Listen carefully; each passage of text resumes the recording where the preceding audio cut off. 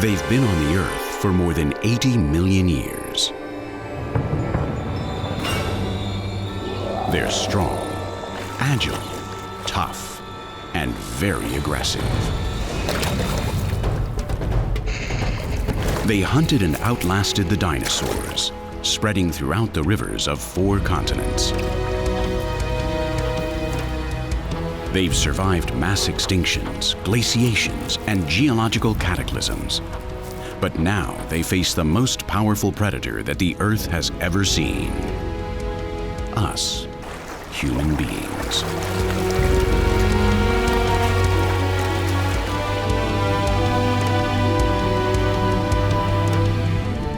They are the crocodiles, and this is their story.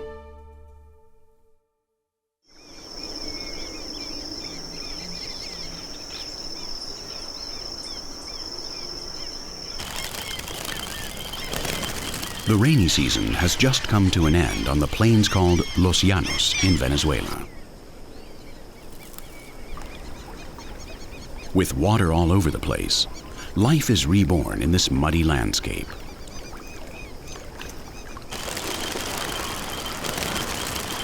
For all the animals whose lives are linked to water, this is the time of year of abundance, when they all mate, raise their young, and seek out new territories.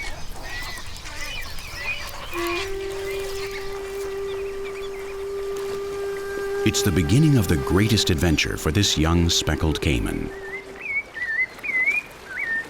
She has left her small summer pool and is looking for new waters where she can get food and a mate.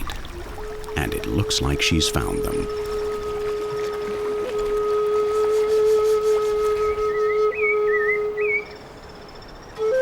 Most of the speckled caiman's prey are fish.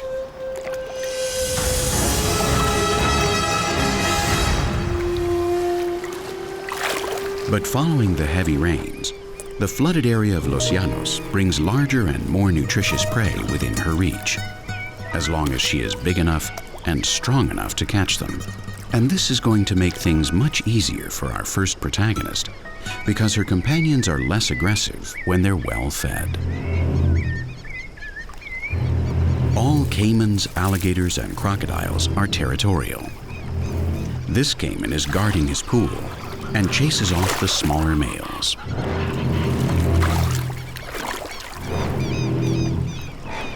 From the water, the recently arrived female keeps her eyes on him. The male sees her and immediately goes into action.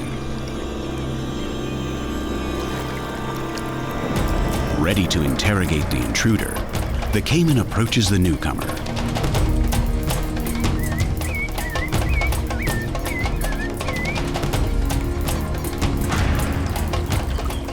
All of the crocodilians have complex social orders. To communicate among themselves, they have developed a very complete language system using both sight and sound.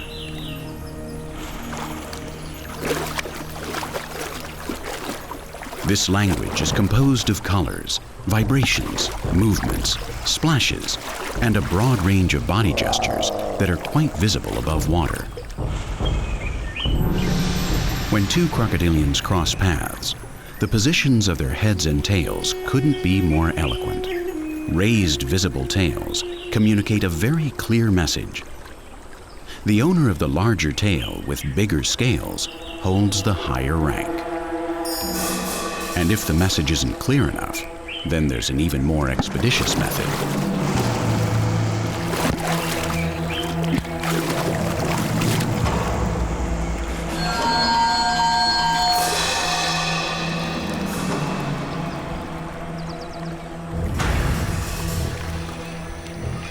This is exactly the message our protagonist receives. The male's dark color and raised tail indicate that she had better obey the boss of the pool or be prepared to fight.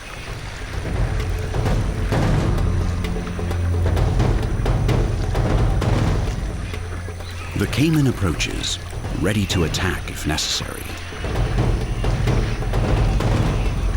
The female sees him coming and tries to skedaddle out of there, but the male is stronger and closes in.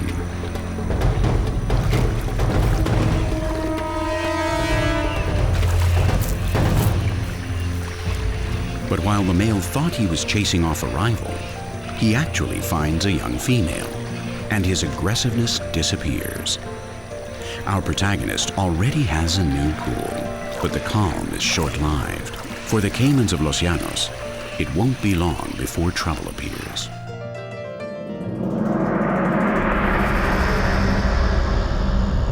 Dawn breaks on the other side of the world. Sunrise rouses the northern coast of Australia.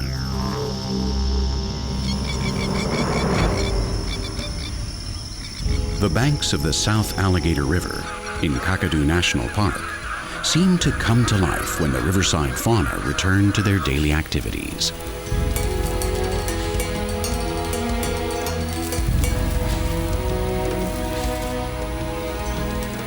Everything seems to fit into the routine seen every morning, but today there is a new observer on the river.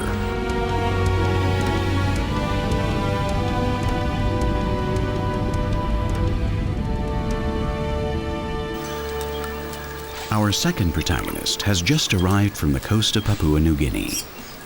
He is an adult saltwater crocodile and has swum upriver in search of new territories.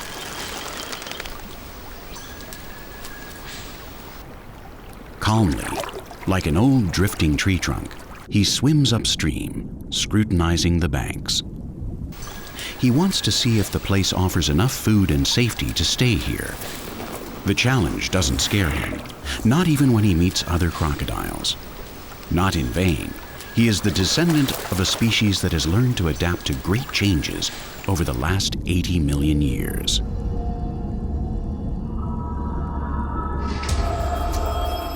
The first crocodilians that could be classified among today's crocodiles appeared in a world populated by dinosaurs 80 million years ago.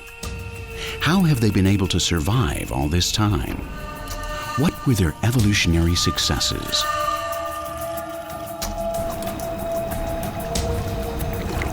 If we analyze the crocodile's body, we find numerous answers.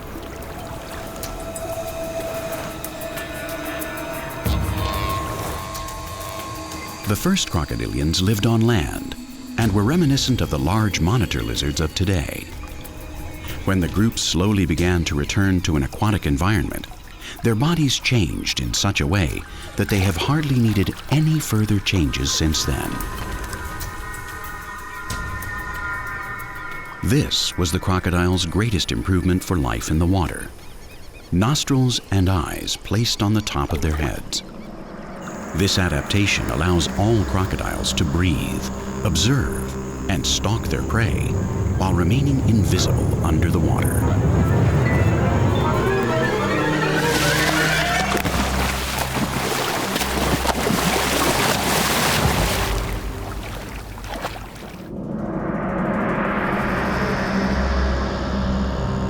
Their bodies also became covered with plates that insulate and protect them, making the crocodiles real armored dragons. With ironclad bodies and the ability to stalk their prey undetected, it wasn't long before they became the greatest predators on the world's rivers.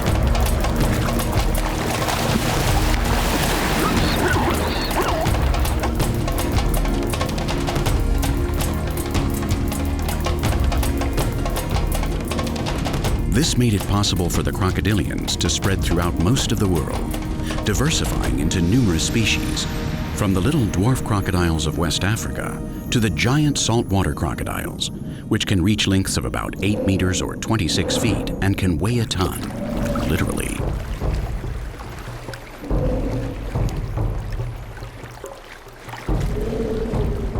Today, there are 22 different species of crocodiles, alligators, caimans, and gharials living in the rivers of America, Africa, Asia, and Oceania. On all 4 continents, their only enemies are those of their own species and man. And our saltwater crocodile is going to meet up with both.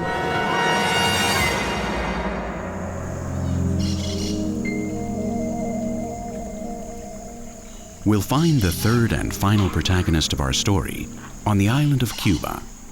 in the impenetrable marshes of the Zapata swamp.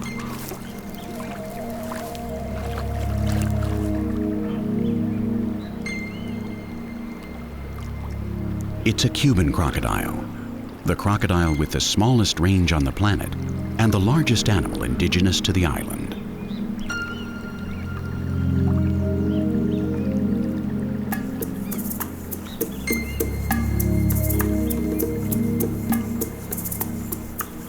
Our crocodile is looking for a mate, and his arrival hasn't gone unnoticed.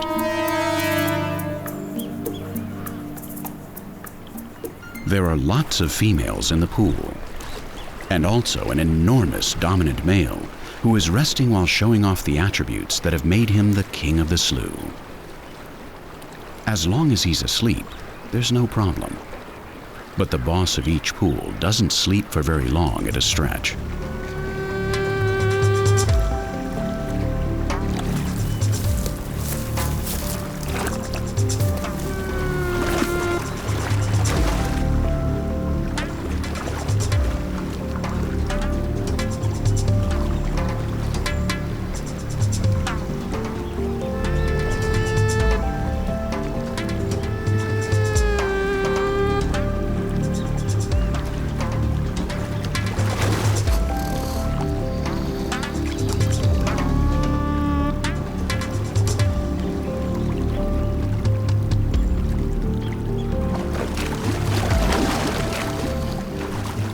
Our crocodile decides to hit the road.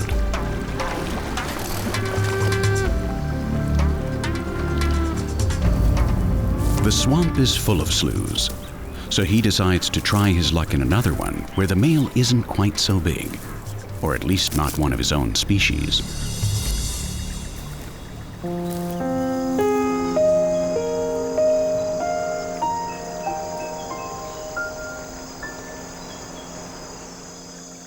In the mangrove swamps and other swamps on the island, the Cuban crocodile shares its territory with another crocodile species that is much less threatened and has a much larger range, the American crocodile. Larger and less aggressive than the Cuban croc, the American crocodile prefers the peace and quiet of the mangrove swamps. Lifting themselves up with their legs allows crocodiles to move over just about any type of surface. And that's only one of the ways they get about. Crocodiles have 3 ways to move on land. In muddy areas where their weight would sink their feet into the muck, they crawl on their bellies. On firmer soils, they lift their bodies up to walk, sometimes using their tails to help them overcome the biggest obstacles. And whenever necessary, they can sprint for short distances at speeds of up to 17 kilometers per hour or over 10 miles per hour.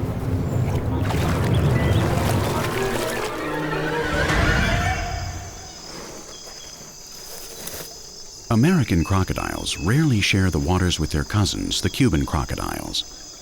In general, they frequent the mangrove swamps along the coast and avoid the inland swamps.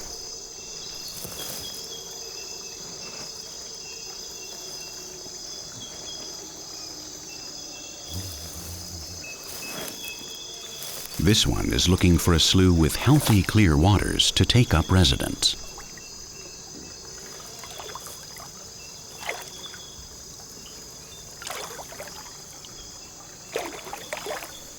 Although the mangrove swamps look forbidding, their waters are full of life. And that is precisely what this crocodile is looking for.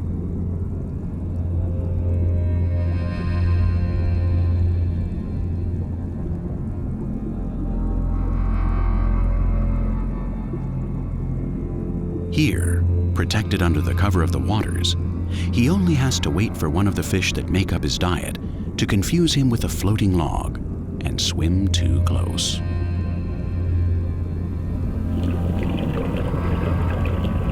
It's only a matter of time, and crocodiles are very patient.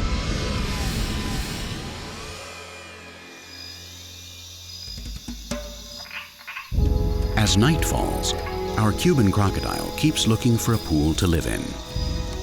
Long ago, ground sloths lived in Cuba, and the Cuban crocodiles specialized in hunting them. That's why they became the nimblest crocodiles on land. Their powerful rear legs, which are long and only slightly webbed, are vestiges of their past as predators on land. When the ground sloths disappeared, the Cuban crocodiles returned to the water, where they feed on fish and turtles today.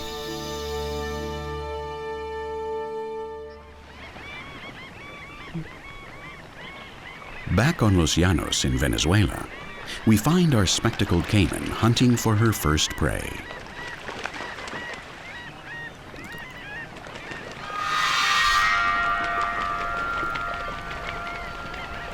There are lots of birds near the swampy areas, but they are either too big or too hard to catch.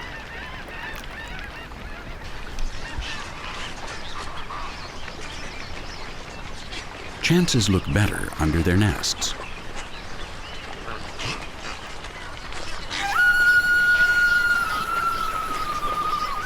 Every once in a while, one of the wood stork chicks decides to leave the nest and exercise its muscles. And it's not unusual for one of them to fall into the water. There are also lots of capybaras, the planet's largest rodents.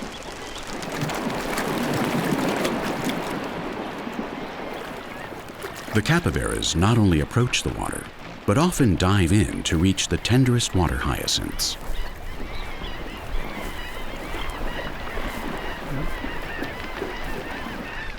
Their feet are adapted to life in swampy areas.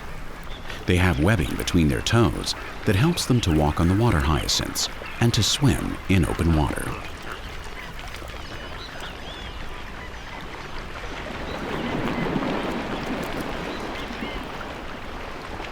The problem for our protagonist is that the adult capybaras are too strong. Crocodiles don't kill their prey like most big predators. Their jaws are designed to grab and hold their prey, not to tear apart their flesh.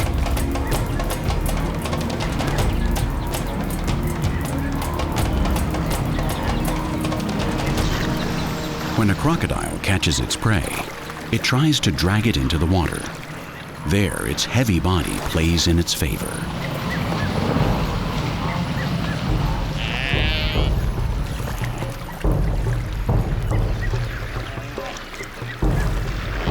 It only has to sink under the surface and drown its prey.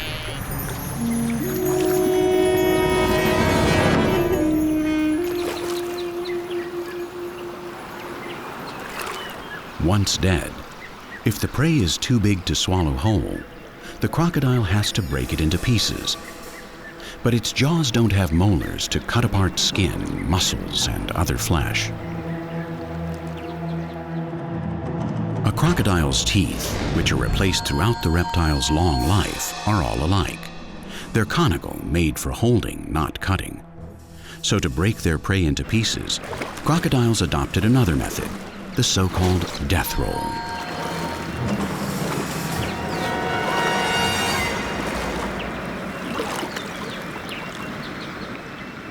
This giant Nile crocodile has caught a zebra. Other crocodiles want part of the booty, and so the giant lets them dismember it.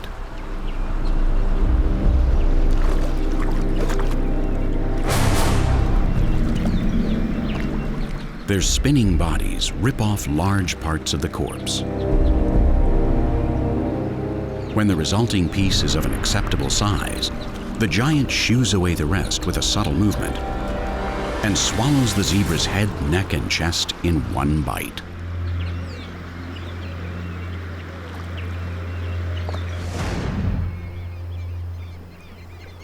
On Los Llanos in Venezuela, the spectacled caimans only try to catch the smallest capybaras, but their mothers, aware of the dangers, usually watch them carefully to make sure they don't make a fatal mistake.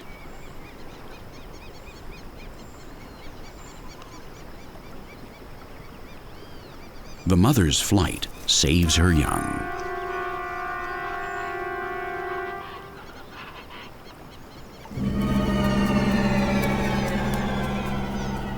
Meanwhile, our caiman keeps a close eye on the nests.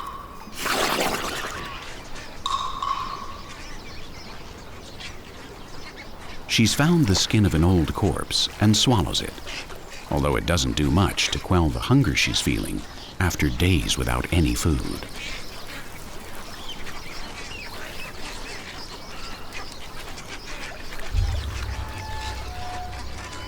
Near the birds' nests, she waits for her chance.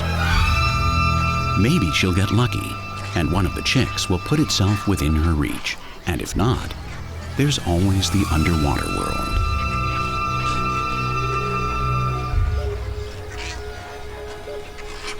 An infinite number of fish live under the floating tapestry of the water hyacinths. The largest of them are, like our Caiman, fearsome hunters. Piranhas, the best organized hunters on Los Llanos.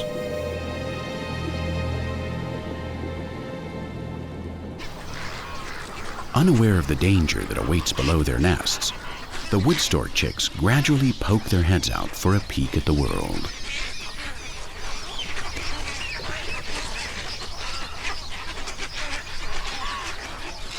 In a few days, they will have feathers, and in a few weeks, they'll be able to fly. But to be able to fly, they have to exercise their muscles, and that is precisely the moment the predators are waiting for. A chick falls in the water. In a matter of seconds, the piranhas devour it.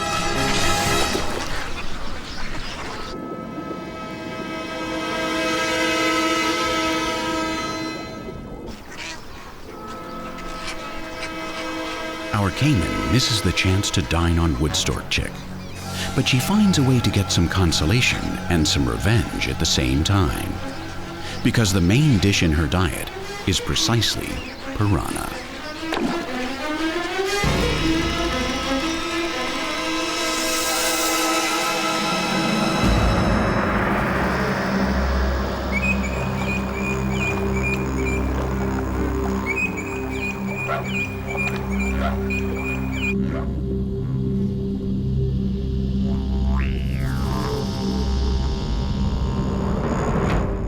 Back in Australia, our saltwater crocodile has found a place that has everything he's looking for.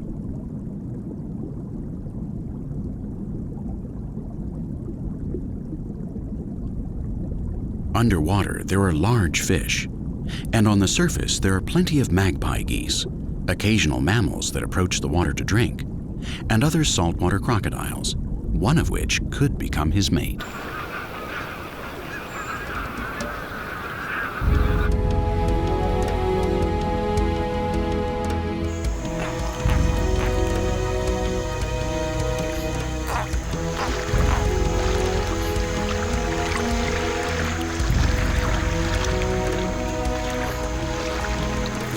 Its size protects it from the other males of its species, but that doesn't mean he's safe. There are livestock on the land by the river, and that means that somewhere nearby there are men, his only real enemies.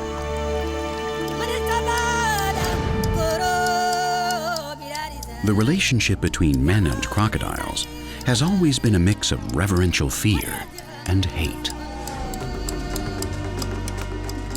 Men have feared the dragons that devour them in the rivers since the beginning of our species. Even today, the crocodile is venerated by certain ancient peoples. Along the Sepik River, the so-called crocodile men consider them gods. As part of the initiation into their religion, the crocodile men summon the large reptiles with water drums and cover their bodies with scars that imitate the croc's scales.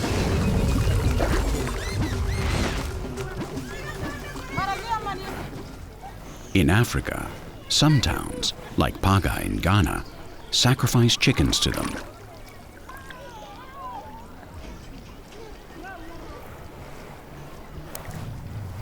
Initially, these men, fearful of the reptiles, began offering them birds in an attempt to placate their hunger and the anger of the god.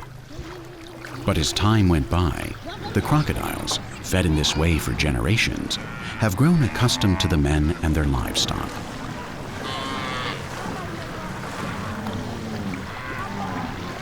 It's a deal that actually turns out to be quite profitable for the locals. Chickens in exchange for leaving their goats and cows alone, and even more important, in exchange for never attacking human beings.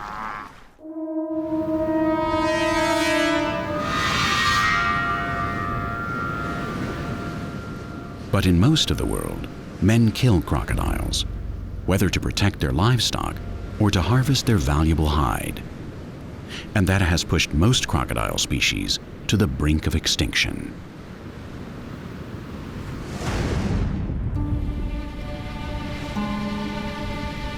But no one will attack our powerful saltwater crocodile.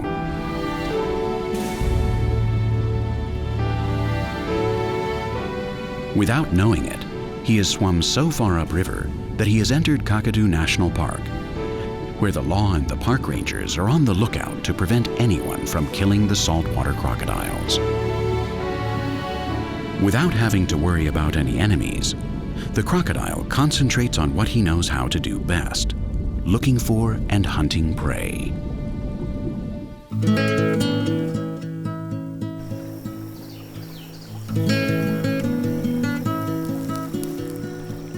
In the Zapata swamp, our Cuban crocodile has finally found a pool where the biggest males are no larger than he is.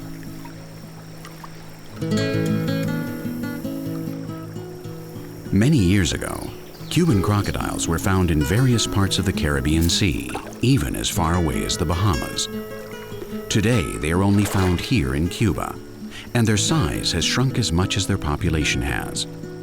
Years ago, it wasn't unusual to find Cuban crocodiles as long as 5 meters or 16 feet.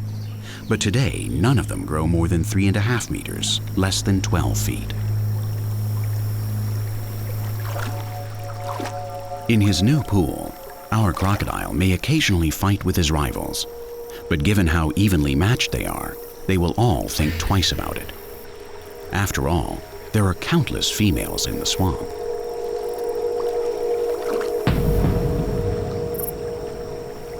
His first attempts to approach a female aren't met with the desired results.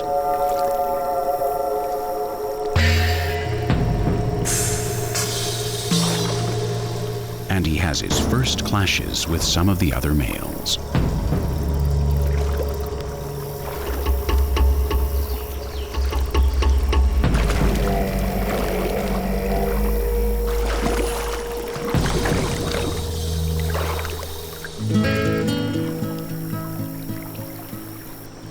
But finally, the new Don Juan finds a female that seems receptive and that no other male is courting.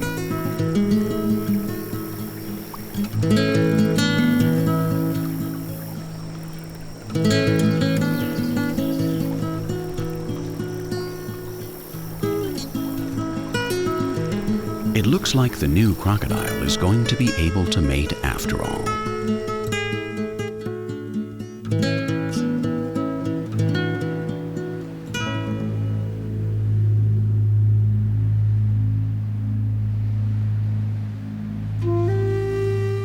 Meanwhile, on Los Llanos in Venezuela, the season of scarcity has arrived. The dry season marks a period of shortages and death. The water gradually disappears, and with it, the sources of food and other resources.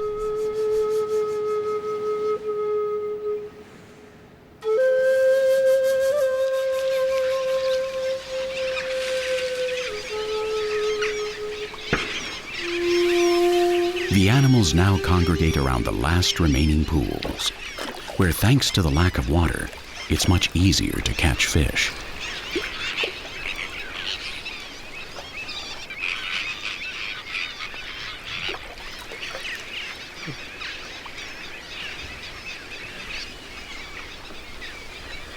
It's a real banquet, just before the food supply suddenly disappears.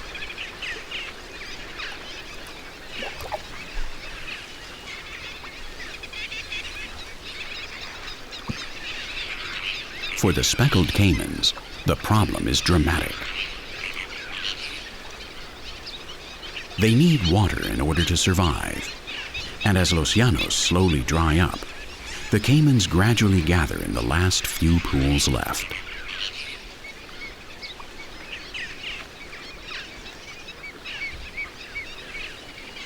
Our protagonist watches as the number of caimans in her new pool grows. She knows this brings really serious trouble. There is less and less water every day, and more caimans devouring the limited supply of fish left in it. This increases the quarreling, fighting, and harassment.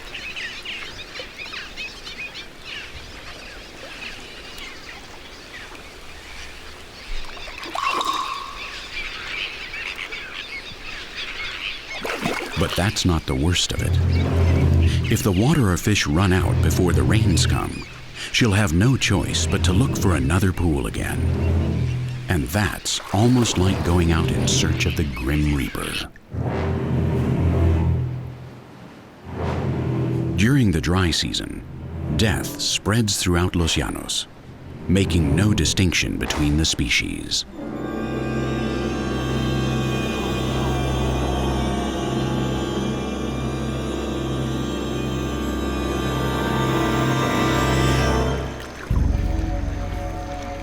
Many of the spectacled caimans are left without food and water and have to search for new pools, leaving them exposed to hunger, the drought, and the heat.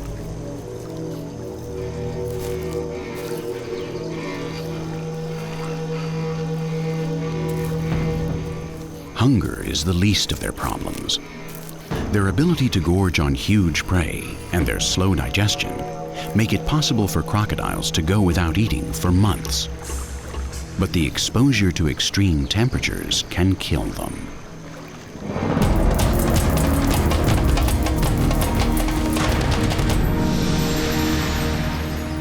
Like all reptiles, crocodiles regulate their temperature, and therefore their metabolism, according to the ambient temperature around them. When it's too hot, they open their enormous mouths to cool off, as if they were panting. And if the heat persists or increases, they just submerge themselves in the water. During the night, if the cold begins to slow down their metabolism, once again they usually slide into the water, because shallow water maintains the heat it has absorbed during the day.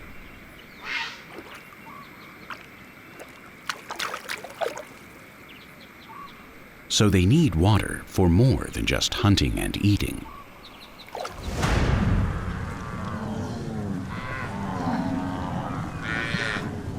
New visitors arrive at our Caiman's pool.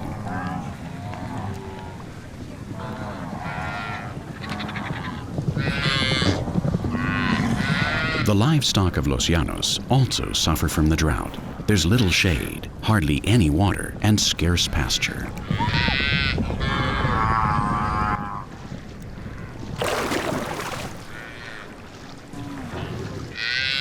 The scrawny cows try to survive around the last remaining pools.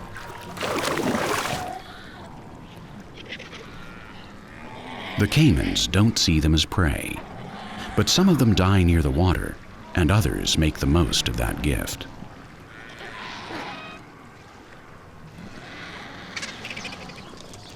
For the turkey vultures, the drought is a period of plenty. Trying to survive the summer, our protagonist watches the water level recede day by day. If it doesn't rain soon, she too will be forced to leave the pool and head out towards almost certain death.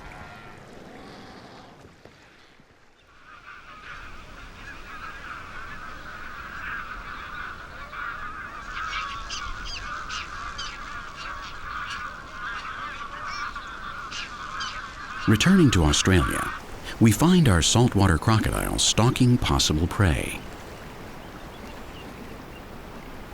Early in the morning, it's common to see wallabies approach the water to drink and eat the tempting grass on the riverbank. They're not very big, but like all mammals, they're a very nutritious kind of prey that crocodiles rarely come across. He finally spots a quarry.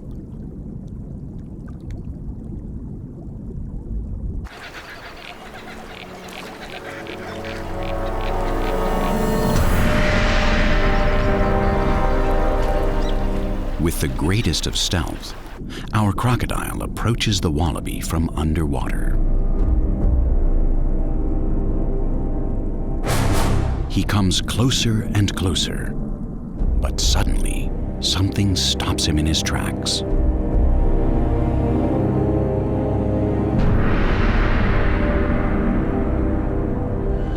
Another crocodile is stalking the same prey.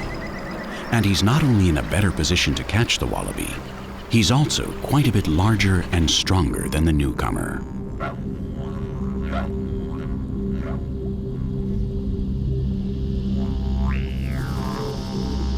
The little wallaby doesn't realize that death is lurking so close by under the water.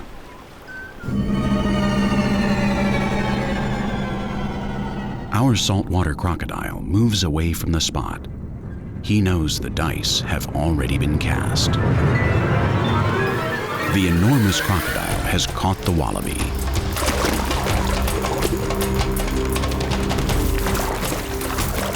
When they hear the noisy splashing, other crocodiles slide into the water in hopes of snatching the remains of the feast. As our protagonist swims away, the croc violently shakes his head and rips the wallaby apart. A ton of weight spread out over 8 meters allows him to swallow half his prey in one gulp.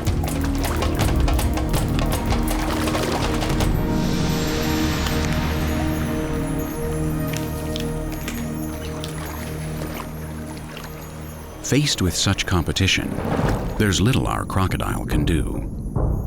He determinedly keeps swimming upriver, spurred on by growing hunger, and disappears into the Australian night in search of a new home.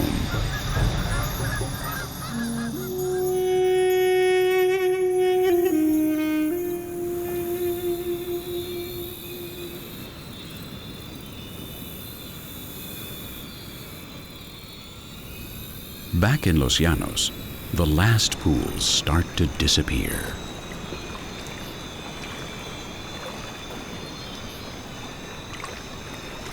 The animals flee from the heat, seeking refuge in those pits and sloughs that still hold a little water and in the scant shade on the savanna.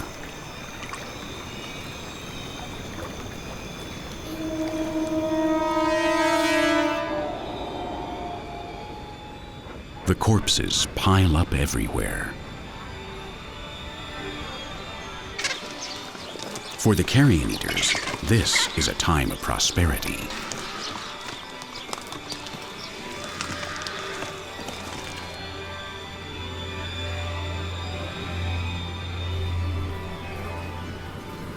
Many caimans that had to leave their pools in search of another with more water failed in their efforts, and their crackled remains lie on Los Llanos.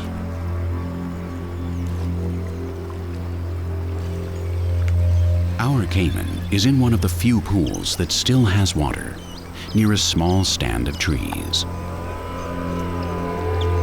The fish jump constantly because of the lack of oxygen in the water, and the number of caimans and turtles concentrated in such a small pool is overwhelming.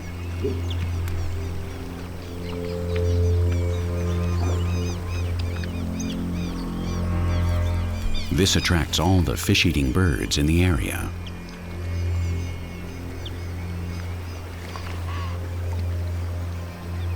Curiously, they're the only ones fishing.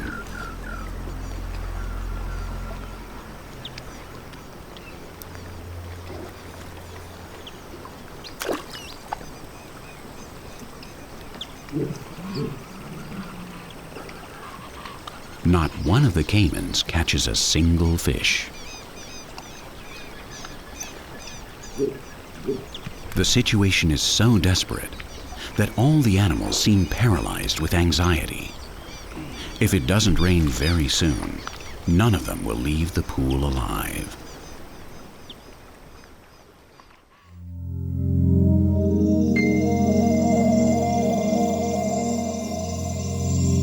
To the northeast of Venezuela, in inland Cuba, other protagonists are experiencing a radically different situation.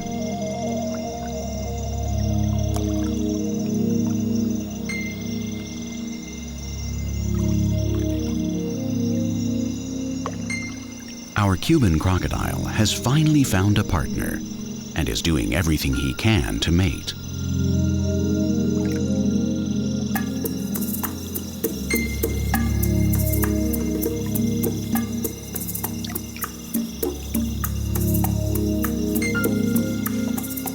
Courtship among crocodiles is surprisingly delicate.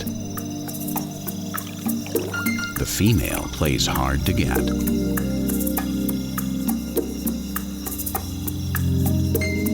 The male has to approach her slowly and win her over with a great display of gestures, movements, and vibrations.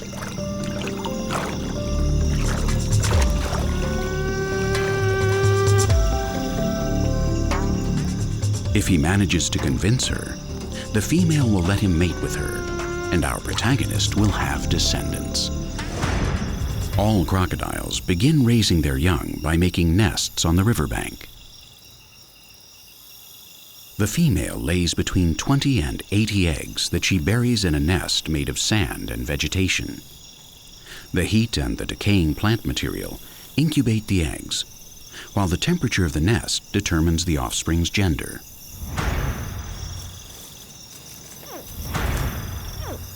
All the eggs hatch at the same time. They have communicated amongst themselves with little cries from inside their eggs, synchronized in this way since birth. This is the most dangerous period of their lives. The mother waits in the water to protect them, but they have to reach the water by themselves. And normally, there are plenty of predators waiting near the nests, such that most of the little crocs never make it into the water.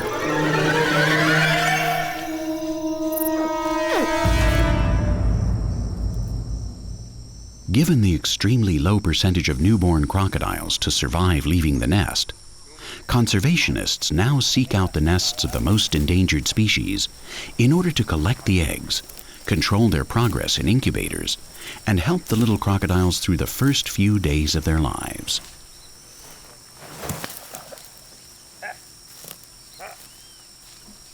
These are Orinoco crocodiles, one of the most threatened species.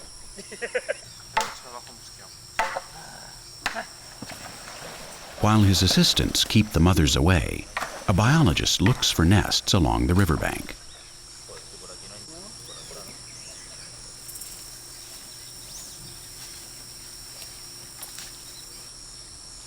Here they are, buried a few centimeters below the surface of a nest of loose sand.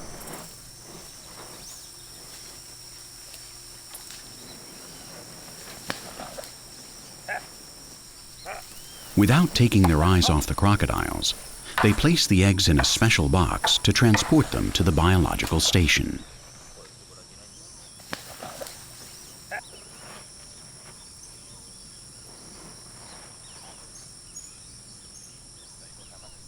In nature, barely 20% of newborn crocodiles survive their first month of life.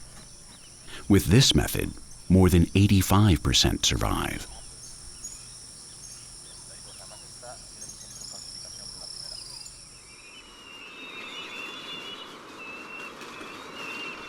Breeding in captivity has helped to boost the populations of many of the crocodile species that are in danger of extinction.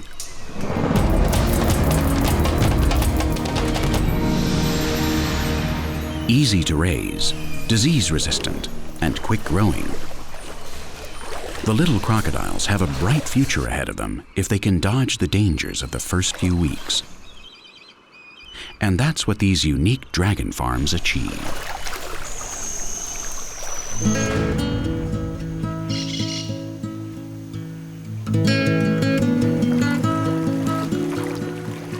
Within the Zapata swamp, our Cuban crocodile mates with his partner.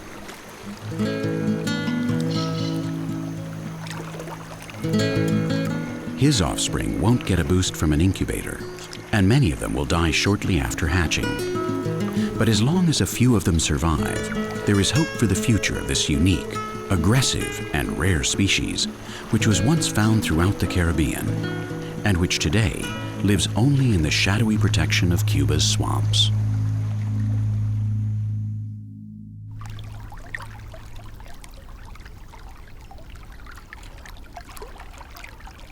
In the waters of the South Alligator River, in Australia, our saltwater crocodile is looking for another prey.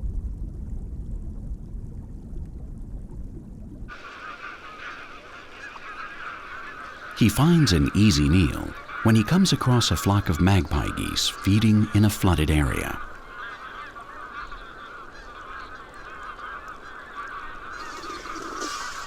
There are hundreds of them.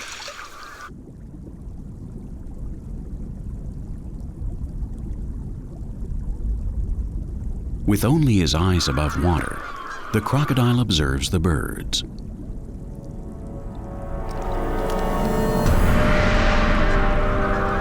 There's no way he can reach the ones on land. But if he finds one on the riverbank or in shallow water, he could try to catch it.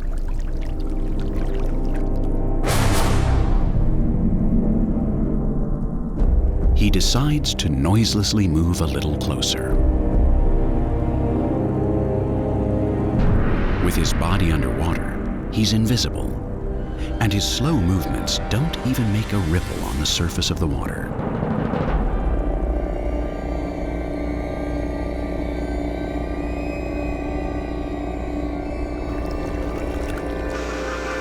There they are. Several of them are eating algae in a shallow area, but at least it's covered with water.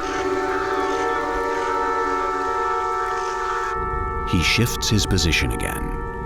He has already chosen his target and decides to attack.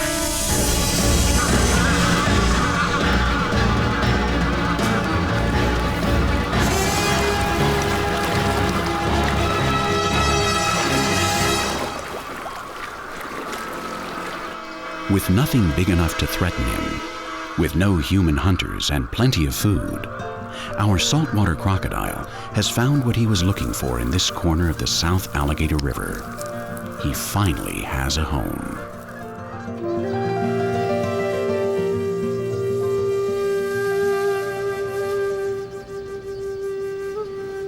In Venezuela, Los Llanos are in the throes of death under the blazing sun.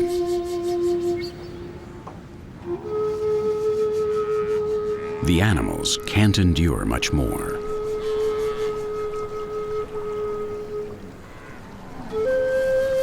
In the last few remaining pools, there are no longer any fish. The caimans can barely move. Our caiman endures the heat as best as she can. Many of her companions have left the pool, and a few are still using the last of their strength to attempt the impossible.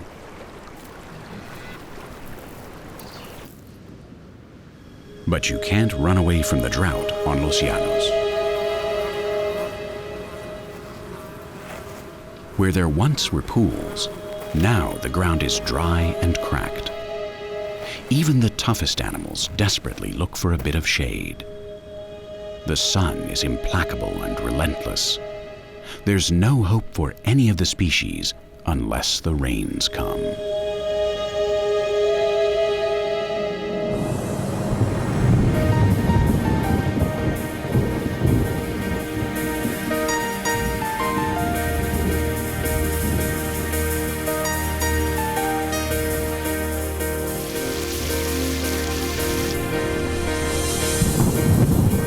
When the first rains fall, Los Llanos change from one day to the next.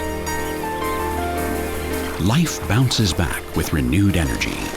It's the miracle of the Venezuelan savanna and the end of our spectacled caiman suffering.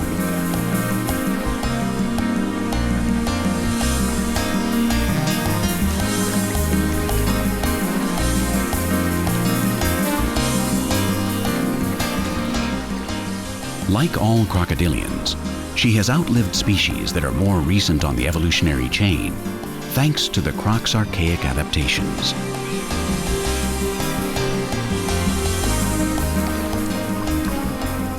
The drought on Los Llanos is one more test she has overcome, a test that theoretically better prepared animals haven't managed to pass. This should come as no surprise. She is, after all, the descendant of a long lineage that has survived more than 80 million years on the planet. A winning lineage, the lineage of the last dragons.